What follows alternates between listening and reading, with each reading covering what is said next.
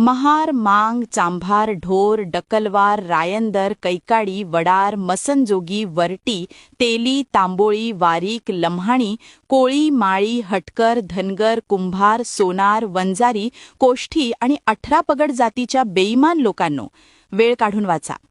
राग येऊ द्या, आणि राग आला तरीही तुम्ही काहीच करू शकत नाहीत.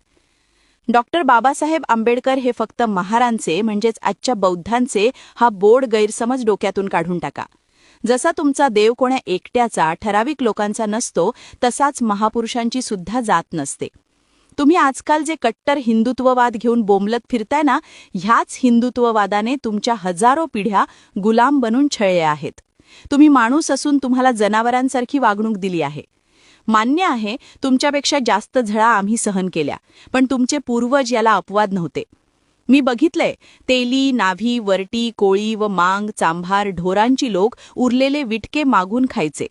मिळाले त्या मोबदल्यात दिवसेंदिवस वर्षानुवर्षे राबावं लागले आहे. याला महारसुद्धा अपवाद नाही. पण महार बौद्ध धम्माच्या वाटेला लागले आणि तुम्ही कट्टर हिंदू